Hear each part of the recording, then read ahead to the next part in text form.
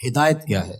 ہیا ارات الطریق، ایک پہ راستہ دکھلانا، جس کو راہ نمائی کہتے ہیں، نمودن سے دکھانا۔ کسی نے پوچھا کہ میں نے فلاں جگہ پہ جانا ہے، تو ہم نے کہا یہاں سے سیدھے باہر نکل جانا، دائیں بائیں، آگے بائی پاس آئے گا تو آپ یوں ادھر ہو جانا۔ یہ ہے ارات الطریق، راستہ دکھلا دینا، راستہ بتلا دینا۔ اس میں بھٹکنے کے امکان موجود، تھوڑی سی غلطی لگ گئی تو آپ اور سمت بھی نکل سکتے ہیں۔ پھر اگر راستے کے اندر جگہ جگہ دشمن بھی کھڑا ہو تو پھر تو امکان اور زیادہ بڑھ جاتے ہیں۔ تو یہ ارات الطریق کا مفہوم ہے۔ اور ہدایت کا دوسرا مفہوم ایصال الی المطلوب، منزل تک دستے کرم سے پکڑ کے پہنچا دینا۔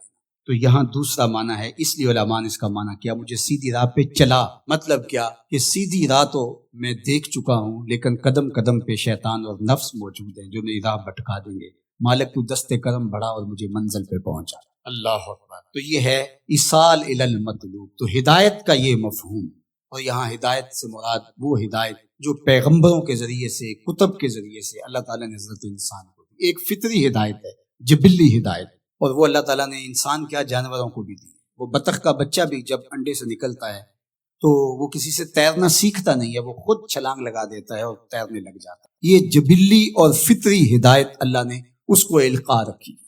بچہ پیدا ہوتا ہے تو اس کی زبان ہوتی ہے، بولنا نہیں جانتا، وہ آ کے سیکھتا ہے۔ ہاتھ ہوتے ہیں، پکڑنا نہیں جانتا، آ کے سیکھتا ہے۔ قدم ہوتے ہیں، چل نہیں پاتا، سنتا ہے، سمجھ نہیں پاتا، دیکھتا ہے، پہچان نہیں پاتا۔ یہ ساری چیزیں تدریج سے سیکھتا ہے۔ لیکن بچے نے ماں کی چھاتی سے دودھ کیسے لینا ہے تو یہ اس کو جبلتاً بتایا جاتا ہے، کیونکہ اس کی پہلی ضرورت ہے، باقی چیزیں وہ آ کے سیکھ۔ اسی طرح خیر اور شر، یہ بھی اللہ تعالیٰ نے القاء کیا انسان کو۔ پیغمبروں نے آ کے راستے اجالے، لیکن اچھائی کیا ہے، برائی کیا ہے، یہ انسان کو پتا ہے۔ کسی کو تھپڑ مارنا بری بات ہے، یہ کہیں سے اس نے نہ بھی پڑھا ہو، کسی نے استاد نے نہ بھی بتایا ہو، یہ اس کا ضمیر بتاتا ہے کہ یہ غلط ہے۔ تو خیر اور شر یہ اندر تمہارا بتاتا ہے، یہ فطری اور جبلی ہدایت ہے۔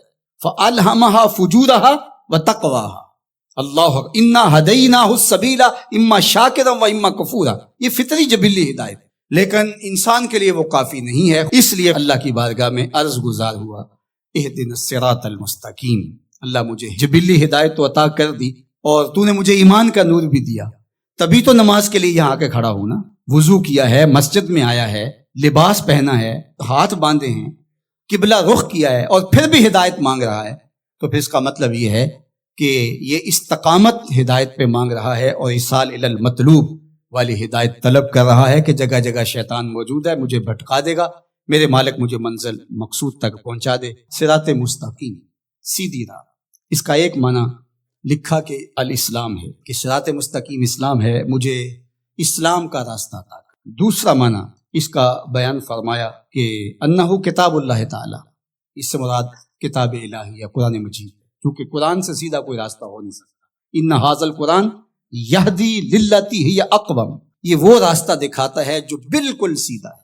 قرب قیامت کے فتنوں کا ذکر جب ہوا تو حضرت علی نے حضور سے پوچھا کہ حضور پہ بچنے کی صورت کیا ہے، تو برجستہ کہا اللہ کی کتاب قرآن میں۔ تیسرا معنی انہ الطریق الہادی الی دین اللہ تعالی، یہ اللہ کے دین کی طرف جو راستہ ہے، وہ راستہ اللہ کے حضور اتنی تمہید کے بعد مانگا گیا تاکہ میں خیر کی راہوں پہ رہوں اور میری مدد نصرت مالک تیرے کرم پہ رہے۔ یہ حضرت عبداللہ ابن عباس رضی اللہ تعالیٰ عنہ کا قول ہے، اور فرماتے ہیں کہ یہ وہ راستہ لا عوج فیہ، جس میں کوئی ٹیڑھا پن نہیں، مستقیم بالکل، اور یہ اعتدال کا راستہ ہے، نہ افراط کا راستہ نہ تفرید کا راستہ، یہ بالکل معتدل راستہ ہے۔ اور پھر چوتھا قول جو حضرت حسن بصری اور ابو العالیہ رضی اللہ تعالی عنہ کا ہے، وہ فرماتے ہیں صراط مستقیم سے مراد ہوا رسول اللہ صلی اللہ علیہ وآلہ وسلم۔